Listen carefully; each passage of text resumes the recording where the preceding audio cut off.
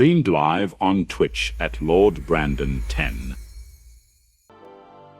All right, YouTube, we are back with another video, and today we have This Week in Destiny Rising, aka Twitter, for October 23rd. Let's go and hop right into this. So, this right here, going down for the maintenance duration of compensation. As always, since the maintenance is expected to take up to 4 hours, you are going to be compensated 200 Lumia leaves. Once again, go ahead and claim those. As we say every week, that is going to be enough for whatever in the Lumia Leaf shop for either some Pinnacle Energy, the Master Key, or one Helhest or Permanent Banner draw. With that, we're going to go ahead and go down to the new events tab. We have Morgan's Hunt.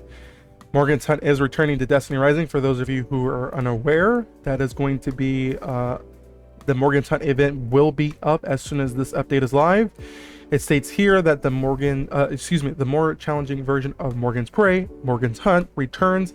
And these stages, Morgan will give Lightbearers a score goal to meet each round, accumulate enough points to meet the ever-growing goal, and claim rewards from Morgan's Horde for successful clears.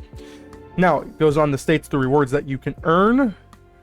With the new high-value reward attempt system, Lightbearers can claim even better rewards. 5 high-value attempts will be issued daily during the first 4 days of the event. So you will have a chance to earn 20 of those high-value rewards, compared to the standard 15 that we had back when this was first in the game. Complete the activity to use your attempts and open chests, which also have a chance to reward Lost Legend exotic weapons. Not sure what Lost Legend is. Maybe it's just regular exotics. I'm not too sure. Someone in chat, let me know. No, this is live. No, this is. Oh, you're right. I'm sorry. This is Morgan's doesn't go live until Friday, guys. I'm sorry. So I apologize. Morgan is not going live until Friday of this week. Thank you for the correction there.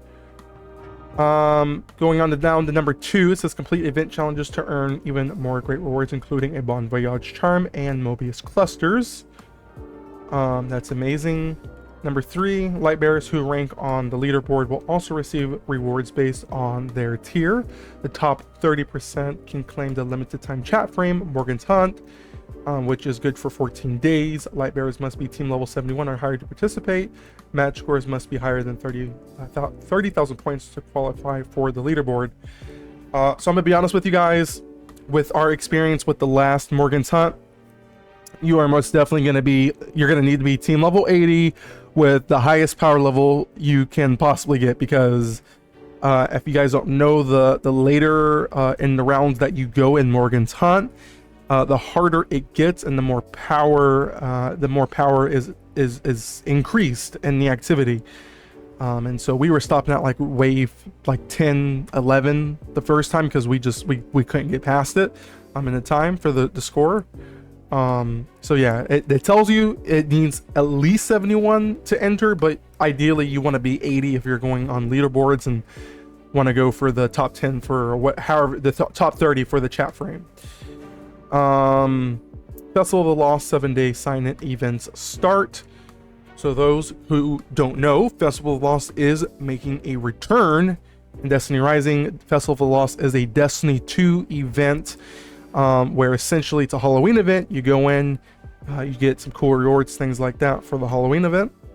And so Destiny Rising states that this is going to be going live right after the maintenance. So today, Thursday, and it says the event intro, the Festival of the Lost is a time to remember that which is no longer with us, to recall our times of triumphs, and to celebrate all that we have.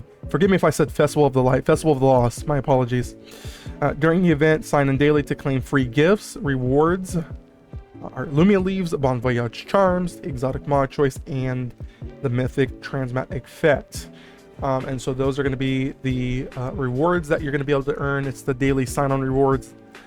So once again, you get more pools and a permanent banner, some exotic mods for your weapons, help get your power level up, and of course an all-new mythic transmat effect. Now going down to number 3, the event preview for Festival of the Lost.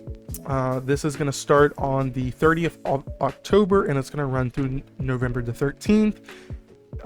It states here for the event intro, complete challenges to earn the Airy Amber, which can be redeemed for generous rewards. This event will also come with its own festive activity, so stay tuned. So in conjunction to the Morgan's hunt that we're getting Friday, we'll also be getting a nice activity with this event as well. Rewards, Mobius clusters, plus the spooky legendary helmet, jack-o'-lantern mask for the event progress. So if you guys don't know what that is essentially the pumpkin helmet that was first introduced, I believe, in Destiny 1. If I'm not mistaken, it was introduced in Destiny 1, then later carried over to Destiny 2, and now we have it in Destiny Rising. All right, the Twidr goes on to the new shop editions. We have also dropping tomorrow is going to be the Halloween set as well. So you're going to be able to take advantage of getting the new Sparrow. There's going to be an emote as well as an exotic ghost. And they're going to give that to you at a 15% discount.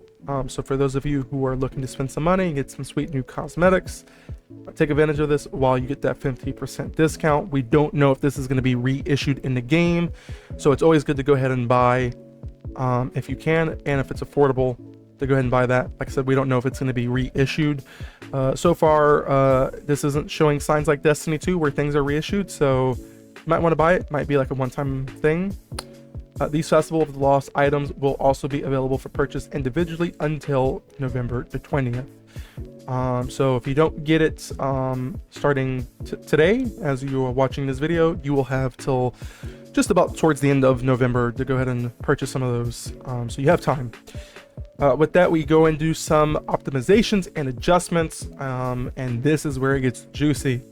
So character buffs added a left-hand mode for Estla's signature ability casting while firing weapons, and for a short time after firing, Estla's 2 signature abilities will be cast with her left hand, ensuring that they do not interrupt firing and that Estla can begin firing at any point while casting. So for those of you who are unaware what this means, right now, before this update, if you were to use Estla, excuse me, and you were, let's say, using the Gallows or a pulse rifle or whatever, and you would do your cast in the middle of your DPS or your damage cycle, it would actually stop you from firing, and it would take that 1 to 2 seconds to cast the signature ability.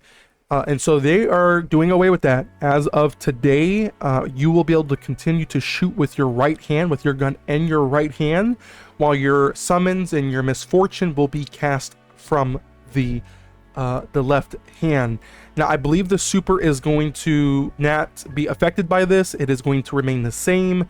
So that means whenever you are casting your super or whatever on Estla for that summon, that is going to cancel your damage rotation, but that is normal because as any super in this game, it does cancel your damage cycle on your weapons. So keep that in mind. That does not include the super. It does say, note this mode effects and animations are not the final version, and we'll be listening for feedback and polishing them in a future version.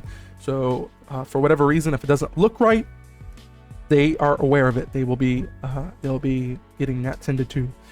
Weapon buffs: strengthened exotic machine gun, Heir Apprant. This is really juicy, guys. Precision damage multiplier has been increased from 1.2 to 1.35.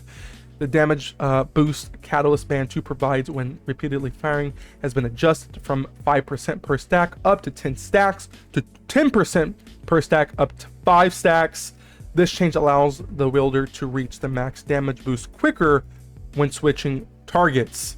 This is huge. Going down to point 3, the barrel spinning up duration has been decreased from 1.2 seconds to 1 second per catalyst, and from 0.8 seconds to 0.6 seconds post catalyst. This change lets the weapon begin firing sooner, which is also huge. That's Heir Apprant is getting a juicy buff. Going down to slot 4, the length of time allotted before the barrel will need to spin up again after firing has ceased and has been extended from 2.5 seconds to 4 seconds. Now, if the wielder casts an ability while firing, or stop shooting for a short duration, they won't need to prepare the barrel again, significantly improving how the weapon feels. Additionally, as an important clarification, the team has not adjusted the numerical strength of Estla or exotic machine gun Heir Apparent following Destiny Rising's launch without prior notice.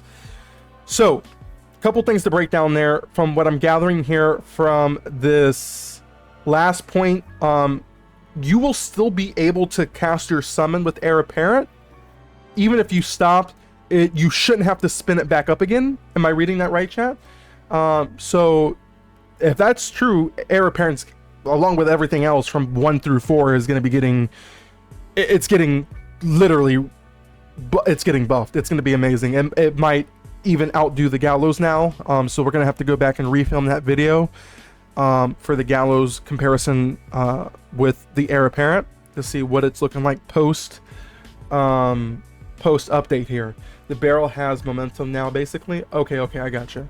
All right, so going down, we have more weapon fixes. Fixed an issue in which the swap button could be used to cancel the reload animation for bows, reduce the screen shake for effects spread weapons projectiles have on allies, improve the names and icons on of certain buffs. Going over to some new features and system improvements, starting off with the pack. Improve the rules for automatic pack leader position transfer. Now, if the current pack leader has not logged in for 7 days in a row, the position will be transferred according to the position hierarchy from highest to lowest. If multiple members have the same position, the pack leader position will go to the one who joined earliest. Guys, that is insane. That means I literally will not be able to go take like a vacation or go touch some grass without having to log into this game, without the risk of pack leader being transferred to whoever it is.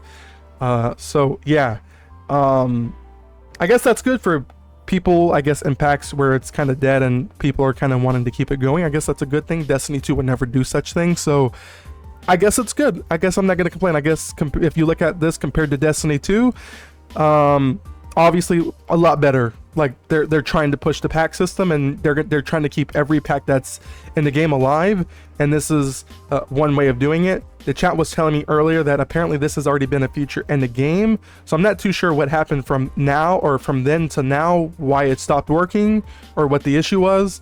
But yeah, it's a thing, and it's relevant again after this hotfix. Homepage added a configuration option for dynamic emotes. Character screen, light bearers can now choose each character's helmet display. This choice will apply to character screen and the fire team screen. So the reason why they're adding this is more than likely because of the pumpkin helmet that we are getting with the Festival of the Lost event. So you'll be able to cycle through that, and I'm pretty sure any other helmet from the skins that you do own in your arsenal. Now, going down to character performance and narrative content, there really isn't much here. You guys can pause this if you want to read it, but really just some minor fixes to those 4 categories there.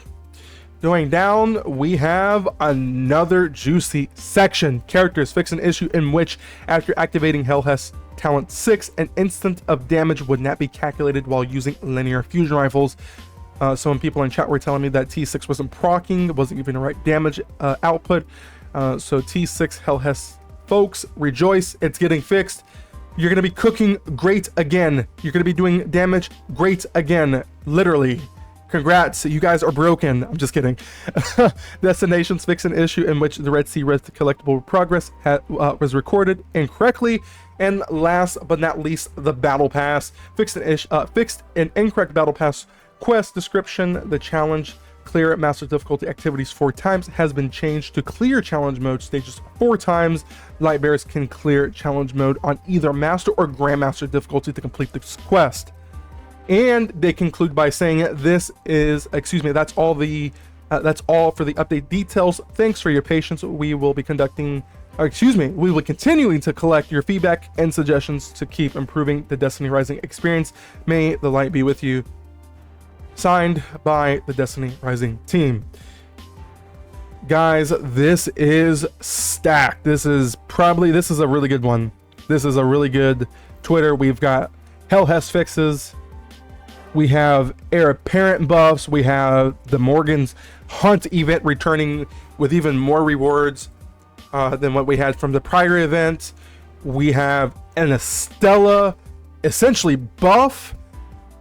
I mean, guys, this article, I mean, this is stacked top to bottom. We have new cosmetics. We have the new Festival of the Lost activity that's going to be dropping in the next week. This is a stacked Twitter. Once again, guys, over on our Twitch channel, we are continuing to fight the battle against Calamity for everyone in the community. So if you want to join our community and get the help you need, or just want to be a part of an amazing Destiny Rising community, please come over to our Twitch, drop us a follow at LordBrandon10, link down in the description below. Also join